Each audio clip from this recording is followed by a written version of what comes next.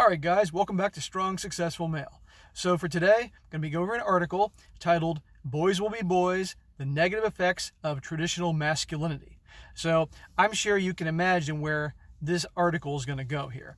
And I'm sure many of you guys have heard over the last few years the talk about toxic masculinity and things like that.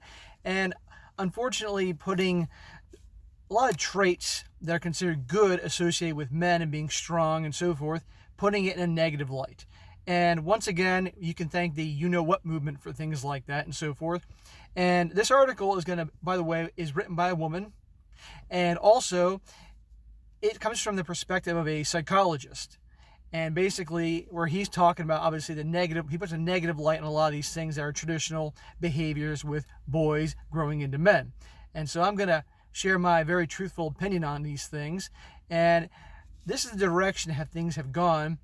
And unfortunately, this is the direction where things will continue to go unless people speak up about it and become aware of these things. Okay? So, starts out saying, the phrase, boys will be boys, is often used to describe what some consider are normal masculine tendencies boys might have, such as being rough and reckless. Yes, that's what boys do. It's also because you're young. And so anything about being reckless and rough and all that, when you're a child, you're going to do things like that. But you also, let's just say you're rough and reckless, climbing trees, climbing rocks, you fall down, you hurt yourself. Okay, you learn a lesson. Don't do that. Be smart about things. But that's also part of growing up. You make mistakes and you learn. But already right there, it's a negative tone on being rough and reckless. It's growing up.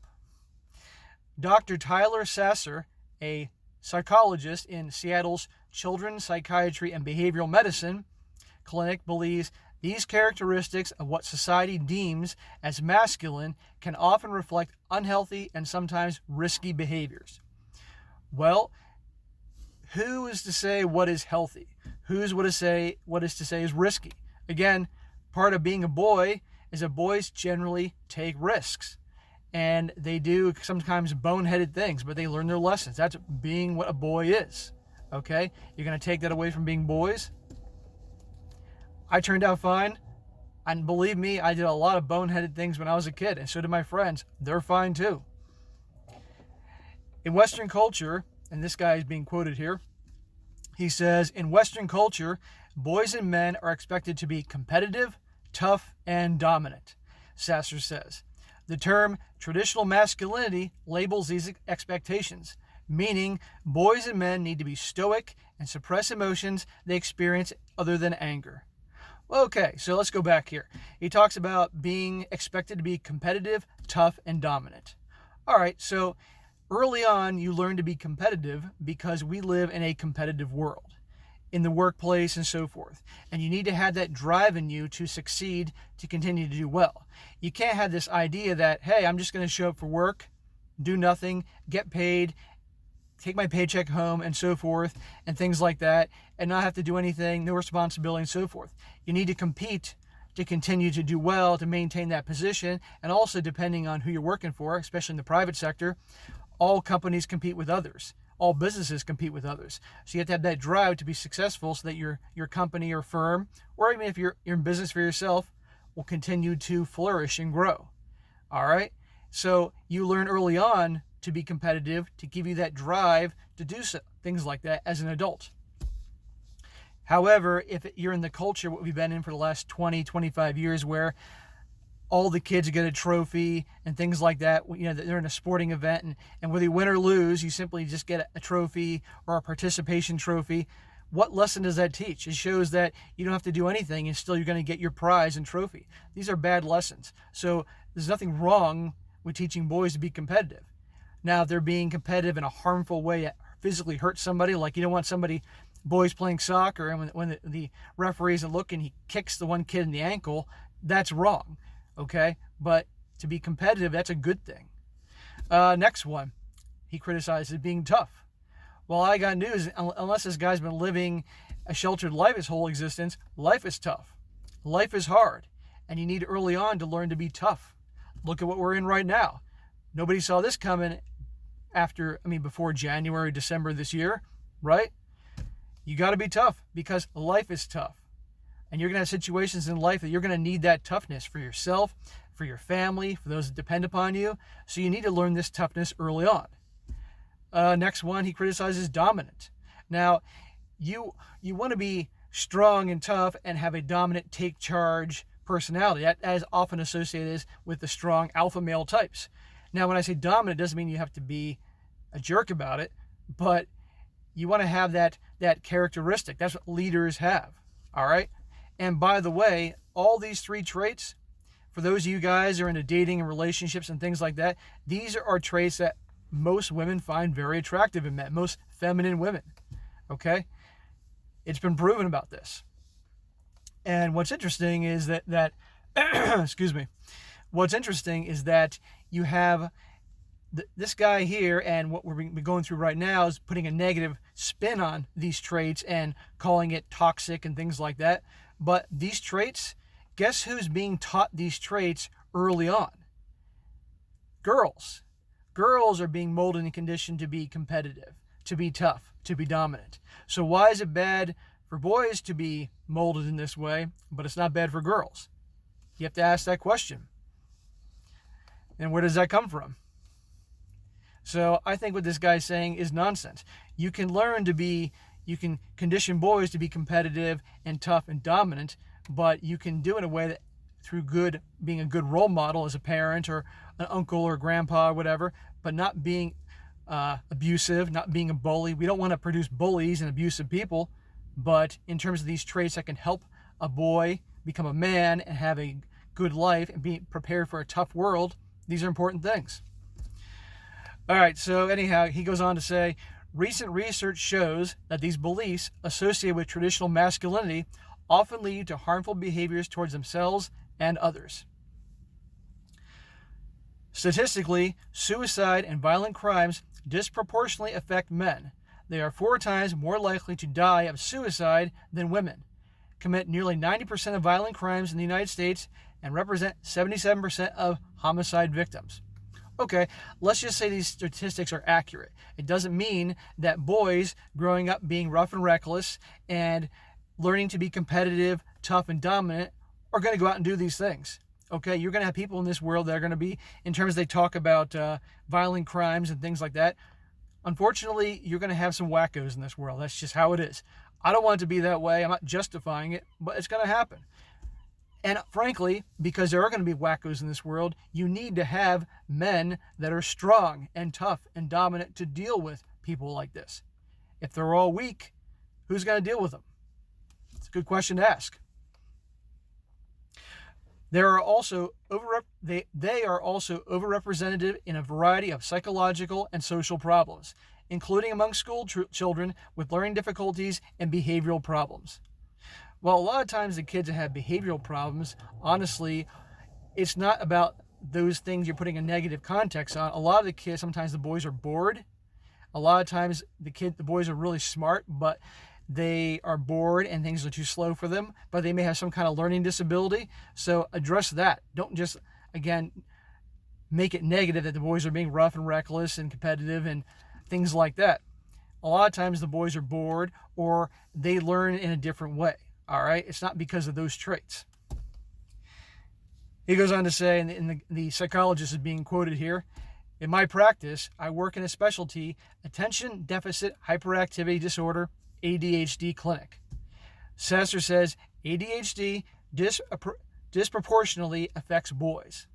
That does seem to be the case. And one of the behaviors that often go along with it is aggression. Well, probably they're aggressive because they're frustrated and they don't know how to handle it. And this is why I do agree methods need to be done by the family and so forth to teach boys, at the very least, how to handle anger and frustration. Not to start beating people up and flipping, kicking chairs, kicking trash cans and throwing tantrums, but in a good way. And so I agree of teaching them to handle these things. But everybody's going to experience emotions like anger and things like that. It's just how you handle it. And this guy will talk about it later on. But again, the behaviors of being rough and reckless and competitive and tough and dominant has nothing to do with this. He goes on to say, to better understand why this occurs, we need to recognize the socialization differences and subtle messages and expectations that society places on boys. In August 2018, the American Psychological Association released guidelines for psychological practice with boys and men that aimed at recognizing and addressing these problems in boys and men based on more than 40 years of research showing that traditional masculinity is psychologically harmful and that socializing boys to suppress their emotions causes damage both physically and emotionally. Okay, well, what emotions are we talking about? Are you saying this guy, is he saying that men are walking around with no emotions? Believe me, I know some guys that are old school. One of my best friends, he's in his early 50s. He was a Marine. This guy is the toughest guy I know, has 2 black belts. Even at 51 years old, could probably take out 3 or 4 guys if he had to in a situation protecting his family, okay? And he's happy. He smiles. He has a good time, okay? Sure, he doesn't whine about his feelings or stress. He keeps that to himself. But this idea that basically all these traits I was talking about earlier are going to keep boys from having them have no emotions is ridiculous. Okay? It's just, what emotions do you want the boys to project? We don't want a bunch of boys being sensitive, emotional, like a bunch of little babies. Okay? That's not going to do them any service in this world. And not to mention the fact, you know how many women I've talked to that pretty much complain all the time saying, where are the real men? And for you guys that are dating and pick up in relationships, women complain, where are the real men? And they say that all these guys now basically are a bunch of pussies. They're all emotional and sensitive and needy and clingy. Where do you think that behavior comes from? Right? Ideas like this. At the end of the day, guys, things about balance and harmony. Okay? I believe in balance. And things were a bit much in the past. It was a little bit hard. Definitely, I'll agree, much harder on boys. But again, it is a hard, tough world. Let's be honest here. Americans are very spoiled and babied in many ways, and it continues on generation after generation. And so, but I do believe in balance. And right now, the scale is being tipped in the wrong way. And I want to have things go back to an area that's just right between the two. Goes on, the guy's being quoted as saying, these guidelines have been in development for years. Sasser says, I think that the timing is right in that it addresses the broader trends in our society. He goes on to say, in the wake of the M2 movement, I'm using code here because I want to keep the channel going, these guidelines speak volumes to how society confronts and reinforces the ideology of traditional masculinity with boys and men. All right. Now there's a part here talking about providing guidance. The first guideline introduces the idea that masculinities are constructed based on social, cultural, and contextual norms. The rationale states that many men are socialized by family. Example, imitating parent and siblings' behaviors. I agree on that. I mean, let's be honest here. Whether we realize it or not, we're going to mimic the behavior of the people we spend the most time with, okay? And people that we look up to, and that's usually your parents. And so it's always funny how many personality traits people can pick up from their parents. I got a lot of traits like my dad, dead on, and I got traits like my mom. It's really amazing. And I've known people that I've been close to for a long time, and then I go to like a party and I meet their parents, and I see that they have personality traits like them. It's hilarious. So, and these are adults. So it begins with the family. Also goes on to say, friends mimicking behaviors and interests, peers conforming to group social norms to avoid being ostracized, and society adhering to media portrayals of gender conformity to adopt traditional masculine ideas, behaviors, and attitudes. Yes, all those things have an influence, okay? And so it's no accident that for the last 40 years, thanks to the you-know-what movement, that in movies and TV, you now have men being portrayed as being emotional and talking about their feelings and sensitive and all these traits. Meanwhile, you have women portrayed as being strong and dominant and aloof and direct and decisive and all these traits. And it is a wonder now that you have a generation of boys who are now men that are doing these same type of qualities that they've been putting out as men in movies and TV for so long, and women with these other qualities. It's not an accident. That's by design. It goes on to say, in Sasser's practice, understanding how parents play a role in the socialization of their child is crucial. I agree with that. This guy, he will later on in this article say some things I do agree with in terms of the situation. I just don't agree with a lot of the crap in the beginning here. He says here, it begins in the home, Sasser said. I think parents should follow an unruling sequence of strategies that largely starts with positive relationship building and working up to setting healthy, safe, and effective limits. Okay. Sasser offers the following recommendations for how families can foster healthy emotional development with their sons. Number 1, strive to understand masculinity and privilege in your own life. Okay, well, there's a certain definition of masculinity, and depending on the father, what is he like? What is he teaching his son? Okay? But the generation we have now that was raised on 4 decades of movies and TV and conditioning men to be a certain way, well, I have to wonder. And under number 1 here, again, strive to understand masculinity and privilege in your own life. It's quoted as saying, parents, especially fathers, should embrace the idea of striving to understand how we see masculinity and privilege. What does privilege have anything to do with this? And how these beliefs affect the way we live our lives and parent our children. Well, again, whose definition of masculinity here? Is it old school or new school? I believe in the old school way, with limits and keeping things balanced. You don't want to be too harsh, but also you don't want to be too soft, like what we got now. Number 2, model healthy emotions. Define healthy. He's quoted as saying, we as adults and parents all deal with complicated emotions and are often engaging in a self-regulation and problem-solving process.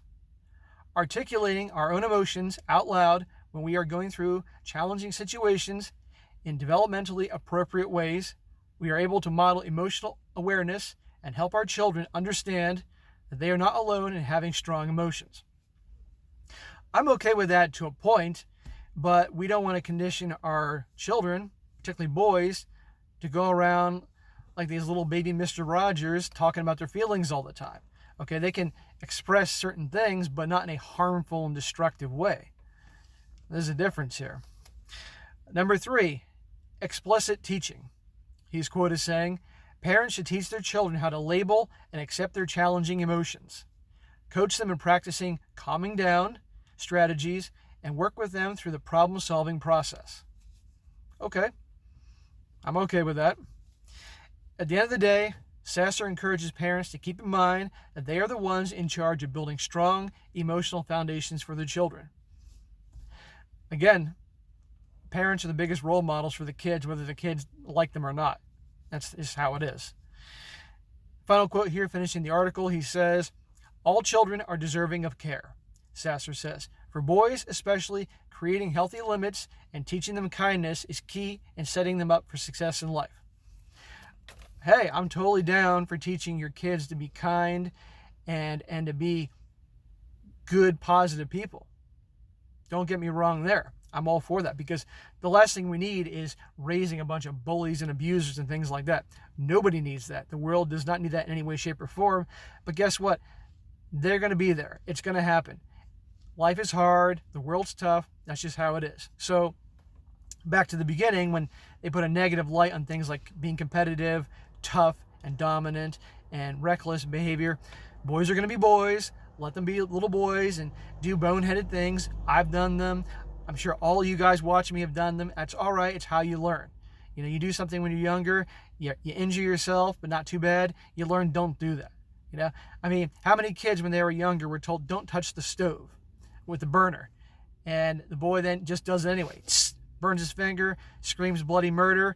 Guess what? He never touches the stove again. End of story, right? I mean, it's being a boy. That's how we do things. And honestly, it is kind of funny how boys act, all right? But also the thing about being competitive and tough and dominant, this is all to help prepare you for life, where you need to be competitive, where you need to be tough and strong, and you need to be dominant and take charge, because you have people that depend upon you, your future family and children and so forth. And not to mention, guys, for those of you into relationship dating and things like that, these are traits that women admire in men, okay? But we want to have balance here. Like I said, we don't want to foster bullies and abusers and things like that. So I just don't want to see, things have gotten too far in the wrong direction, in my opinion, and I know many of you guys feel the same way.